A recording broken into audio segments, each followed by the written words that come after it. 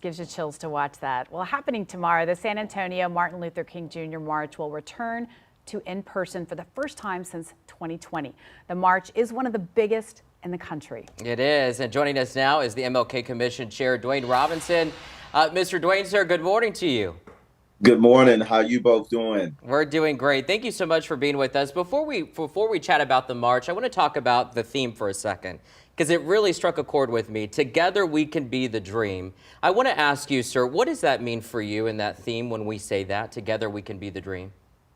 The first word that comes to mind is inclusiveness. To me, it's almost like it means inclusiveness to change. If change is going to take place, it includes all of us together. Amen. And yes, and speaking of that, you know, Dwayne, Dr. King's message of bringing people together as one is so important tomorrow as you prepare for the march.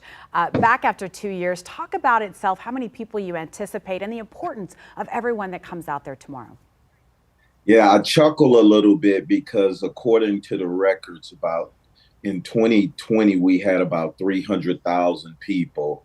And I'm predicting, in part because people have not been able to march in a couple of years. And with the weather, look at the weather. So my prediction is 400,000 folks. Wow. That is a whole lot of people. Perhaps even to surpass that number. It really is. But you know, I think it also is a testament when we bring this up every year, is our city, San Antonio. I mean, this is what it's about, and coming together. Can you talk to us a little bit more about that, Dwayne?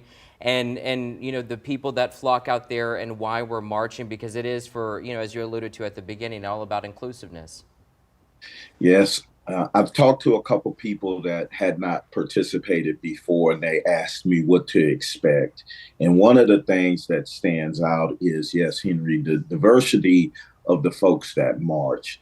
Obviously, San Antonio's African-American population is not very big. So when people across the country hear that we have the largest march in the nation, they say, but don't you also have a small African-American population? And that is in fact true, but we have so many different folks that participate.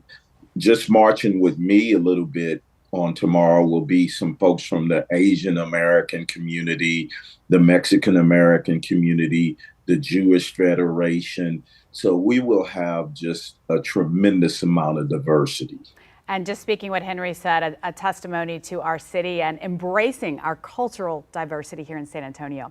Well, Dwayne, first of all, we have a little bit more time. Tell us about the march. Where do we need to be? And there's some activities afterward. Do you have to attend the march to attend the festival afterward? We would like for everyone to participate in the march. But so the march will start tomorrow at 10 a.m. over at Martin Luther King Jr. Academy. And then it will take about 2 hours to go from Martin Luther King Academy to Pittman Sullivan Park, where the commemorative program, where we'll have all our speakers and performers, including the keynote speaker, who is going to be our very own Carrie Clack. So we're really excited to have Carrie, but we will also have our pre-march program, which will start at 8 o'clock over at Martin Luther King Academy. And one more reminder, Dwayne, that VIA is offering free service to and from the march. We have where you can be picked up on our website, and the route, and where you need to be tomorrow. Such a day of celebration. It is. Dwayne, yes. Thank you so much for being with us on this Sunday, and good luck to you tomorrow.